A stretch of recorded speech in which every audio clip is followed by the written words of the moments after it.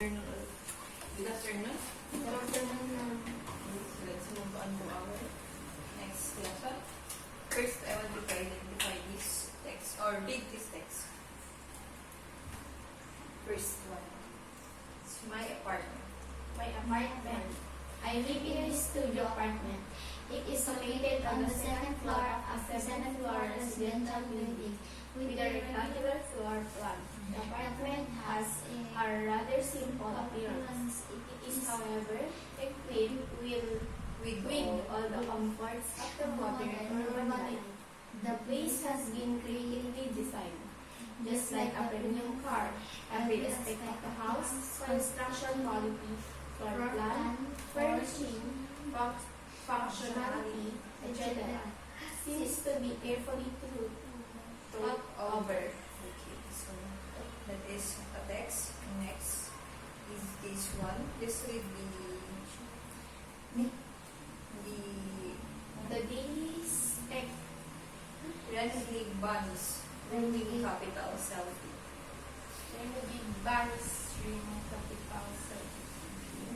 Next one. The video reasons I was relieved when puppies bound around the corner and into the entryway. I saw a puppy in my favorite color, white, with the two black spots. Mom, can you kill him? I asked hopefully. She paused for a minute, seeming to reconsider getting a puppy at all. So lastly, Dogs are rude. Dogs are also super smart. They can play party games like fetch. This also means that they are easy to train. You can teach your dog to use the bathroom outside. Most dogs learn this pretty fast, and don't forget it. You can also teach your dog tricks. With some patience and a couple threats, you can train your dog to put on a show. okay. So those are types of text, and you will know what types are those as we continue to discuss this. These are types of text. We have the narrative, descriptive, persuasive, and the expository. So the first one that we are going to tackle are expository texts. So please read what's the definition. The first definition first. Usually non-fiction, Informational. It's not Okay. organized. Next, Jana. It's not organized around a story-like structure, but is instead organized based on the purposes and goals of the author of the content. Okay. Next. Examples include news articles, informational books, instruction manuals, or textbooks. Okay. So, expository texts are those who are non-fiction and informational text. What do we mean by non-fiction? Hindi siya created by opinions or the author's mind. It is created by further researches. It was investigated. Hindi lang siya basta-basta isinulat. Those are expository texts. When it comes to writing expository text, you will have to answer those questions. The 5 W's and 1 H. And also, in writing expository text, there are the author's goal. And also, it is manipulated by a set of formats. Kagaya ng mga textbooks natin. Alam niyo ba ang mga textbooks? Yung mga libro. Nakikita niyo ba yon? So, we have the example. Let's look into the dictionary. In the dictionary, when it comes to expository text, we have the title or the book cover. So, and then we have the author format. Meron yan. And then we have the copyright. You see? Copyright. So, this is the publisher of this book. And then, we have table of contents. Ay, hindi pala. Meron yung abbreviations. Meron siyang We have, in a textbook, there is the table of contents, like contents, and then the introduction of the author. Okay, and the goals of him. And lastly, there is the body with a different text na. But those texts are with further researches. Hindi lang siya basta-basta opinion lang ng isang tao. Okay? Expository texts are is not organized around the storyline. So, hindi siya kagaya ng story. And its structure. But it is instead organized based on the purposes and goals of the author by content. Just like the news story that we tackled a while back. Yung tatlo patay sa aksidente sa Isabela. So, it is an organized news story. In the first paragraph, it answers the questions 5 W's and 1 H. So, the goal of that text is to inform the readers about what happened, who were involved, where did it happen, when did it happen, something like that. And why did it happen, and also the how. Okay? So, when it comes to expository text, hindi pwedeng chismis lang. Nanggaling lang sa kanya, eh, hindi mo naman nakita. Then, you write it. That is not an expository text. When it comes to writing expository text, you will have to be in the event. Okay? For example, you are going to make a news story about an accident or a celebration. Celebration of the mayor.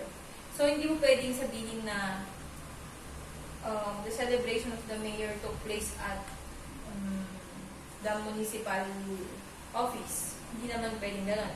Since hindi mo naman nakita, nandoon nangyari. Because when the municipal mayor informed the visitors, ang venue pala doon sa Disadeco, yung function hall doon. Okay? So, if you were not in that place, you cannot write about it. Or you did not experience about it, you cannot write about it. Next is the narrative text. So, what are narrative texts? Princess, please read. Based on perception in time. Okay. Narration is the telling of a story, the succession of events given in chronological order. Okay. The basic purpose of narrative is to entertain, to gain and hold readers' interest. So, examples are? Traditional tales like fairy tales, tale tales, legends, and myth and Contemporary tales, such as Harry Potter and series. Okay? So, yung narrative text, ito naman yung kabaliktaran ng expository text. So, if you are writing narrative text, there is a chronological order. So, once upon a time, there was this princess who lives in a palace. Okay? So, there is a chronological order. Ibig sabihin, may pagkakasunod-sunod ng pangyayari. And then, this princess wanted to leave the palace because she is afraid of the crowning to be queen. Okay?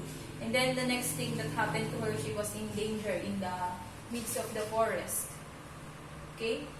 And then, next thing that happened again is he met a man or a gorgeous woman that led her back to the palace. Okay? Something like that. There is a chronological order. And another thing, it is based on perception. Okay? So, imaginary siya. It is also called as a fiction. Okay? If you remember fiction and the non-fiction, fiction are imaginary things, okay? Kumbaga, kwento-kwento lang. Narrative are, dito naman, you can answer the plot diagram. So, in the first, you will have to write the exposition or the beginning, and then the rising action, then the climax, and the falling action, and the ending. Something like that. When you write a narrative text, you will answer the plot diagram. In the narrative, in the expository text, you will have to answer the 5 W's and 1 H. When it comes to narrative, you will answer the plot. diagram. Okay? Because there is a sequence of events. Okay? May pagkakasunod-sunod ang mga pangyayari. Next is the persuasive. Persuasive text. As you have seen, persuasive. Ano ba ang persuasive sa tingin nyo? In your opinion, what is persuasive? Sa Tagalog. Pwede. Ito yung pang-akit. Para bumigay ka. It's called persuasive. So, please read. Primary purpose is to put forward a point of view and persuade a reader, viewer, or listener. Repeated words, alliterative words, emotional language, a strong argument, rhetorical questions, colorful and eye-catching fonts, capitalized words, humor, So, for examples are, advertisements, and newspaper columns. so when it comes to writing, we have the advertisements. Nakakita na ba kayo ng advertisement? In TVs. Mayonnaise. Okay? The #1 best-selling mayo in the Philippines or in the world. Ganun. So that is a persuasive text. Its purpose is to persuade you para hikayatin kayo. Okay? Hikayatin yung mga readers. So it usually uses repeated words and alliterative. Alam niyo ba yung alliterative? Yung paulit-ulit, kagaya ng sinasabi ko, yung she sells seashells by the seashore. So, nauulit-ulit ganon. So that it can stick into your mind. Yung masisave sa isip nyo. Yung idea. For example, panty. #1 shampoo for the Filipino women. Mga ganon. So, it will stick in your mind, right? Since it has the alliterative words. And sometimes it also uses humor. Ano ba yung mga advertisements na may humor? Sense of humor. Yung mga nakakatawa minsan. Yung ba? Yung pita, yung kalahati. You see? The humor in there. She gave the lola with a half of the pita, and then there's the car. Half din. Something like that. So it persuades you to eat the biscuit pita. Okay? So that is the purpose of persuasive text. When it comes to Diaryo, meron din tayong mga persuasive text. For example, they give the idea na ano ba yung pwedeng advertisement sa Diaryo? Yung mga car. Yung meron silang mga gears na merong turbo, meron siyang shield na hindi mabibitak kahit pasabugin mo ng granada, mga ganun. So, it convinces the readers to buy something or to use something. For example, yung brilliant, ganun, ini-introduce nila. Meron bang nag-send sa inyo ng mga ganung, yung mga front row, mga ganun? Mga ganun, okay. So, those are persuasive texts. Gumagamit sila ng persuasive text. Kunwari, gusto mo bang yumaman sa loob lang ng isang linggo? You will have 14,000 salary. Ganun na. Each day, gano'n, meron kang 10,000 nakita sa isang araw. Gano'n. And then, over the week, you will have 100,000. Gano'n. Or 500,000 income. O wala nang try. So, those are persuasive texts. Its purpose is to persuade the readers. So, kung meron kayo mga babasang mga text na ikaw ay nanalo ng 100,000. So, part din yun ng persuasive text. You see? Kasi kinukumbinsi kayo na mag-ano ng idea na to. Next one is the descriptive text. So, huwag kayong malilito pagdating sa mga persuasive at saka sa descriptive text. When it comes to persuasive, ang gusto nito ay meron kayong isang product o meron kayong isang idea o maintain kayo ng isang religion na gusto nilang i-argument. By the way, when it comes to persuasive, minsan meron nung rhetorical question. Yun yung sinasabi ko kanina na gusto mo bang kumita ng 10,000 sa loob ng isang araw? Mga ganun. Those are rhetorical question.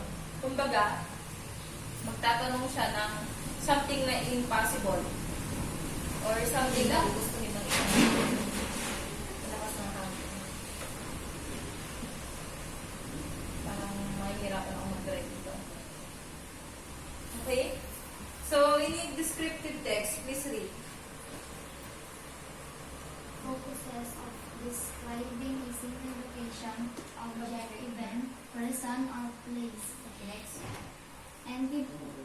Okay, and divorce. Endeavors to engage. Five of the reader's sense to evoke the sight, sound, smell, taste, and feel of the text subject. Example, the sunset filled the entire sky with the deep color of rubies, setting the clouds ablaze. The waves crash and dance along the shore, moving up and down in a graceful and gentle rhythm like they were dancing. So, those are descriptive text. It uses the 5 senses. The sight, touch, smell, hearing, and feels. Okay? So, when it comes to descriptive text, kinikwento niya lahat ng nararamdaman niya. So, she can see the sky soaring up high. The sunset filled the entire sky. So, sabihin yung araw, fill the entire sky with the deep color of the rubies, sabi niya. With the deep color of rubies. Ano yun? Ibig sabihin, medyo namumula-mula yung sky. Gaya yung paghapon na, di ba? Yung meron yung damit hapon na parang orange yung paligid. So, something like that. Setting the clouds ablaze, sabi niya. So, parang yung mga clouds ay nagiging kulay orange din. Parang sumisikat din sila. And then, the waves crash and dance along the shore. So, the writer is beside the shore. Beach. Diba? Nasa beach siya. So, imagine nyo nandun kayo. Then, moving up and down in a graceful and gentle rhythm like they were dancing.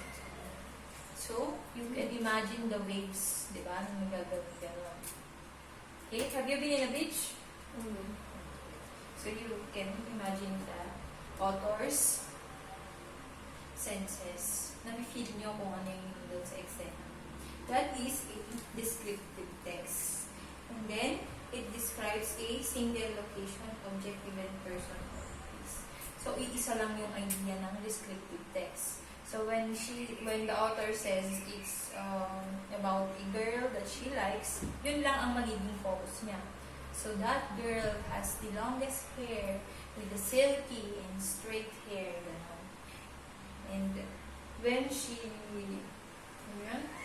turns the table, when she enters the bar, and I can smell her sweet rose-like perfume, chai. So those are descriptive texts. Okay?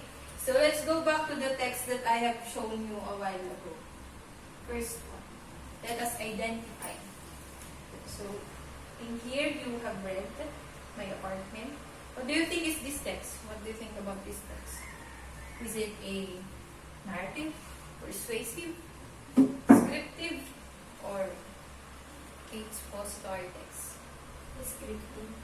Yes, very good. So this is descriptive. Okay? Kasi ang inikwento niya ay tungkol lamang sa kanyang studio apartment. Very good, Jana. Next, renegade bunnies. Okay? Ruin the capital selfie. So that is a narrative and the other ideas. The daily spectre that is in use. What is this? That is a news story. Expository text. Yes, very good. This is an expository text. Since that, ito isang balita ito, meron siyang headline na about sa bunnies na kakalat sa capital. Mga selfie-selfie daw. Okay? So, that is an expository text. It answers the 5 W's and 1 H. Okay? Next. What's this? Persuasive text. Persuasive. Let's read. The breeder whistled. I was relieved when the puppies bounded around the corner of the entryway. I saw a puppy in my favorite color, white, with two black spots. Mom, can we keep him? I asked hopefully. She paused for a moment, seeming to reconsider getting a puppy at all. So what's that? That is a narrative. Very good. So, meron tayong kwento. That's why it is a narrative text. Next. Dog's root. So, what do you think is the idea of this text? Yes. That is a persuasive. But it is telling you to, it is asking you to buy dogs. Diba? And to, sabi niya sa last line, with some patience and a couple tricks, you can train your dog to put on a show. A couple tricks, di ba? Hinighlight niyo yun. You can train your dog to put on a show. So, ano ang binibenta niya dito? Hindi ko kasi nilagay yung buong picture. Ano ang binibenta niya dito? Because you will have the idea. Yeah. She is selling dog treats. Alam niyo yung mga pagkain ng aso, yung mga candy-candy nila. Okay? So, that is a persuasive text. You know, meron siyang bowl. Meron siyang bowl. Ganun ang mga binibenta ng shop nila. So, they use that kind of text. Okay? So now, I want you to have this group activity. Sino na naman ang group 1 and sino na naman ang group 2 will have this spinning wheel.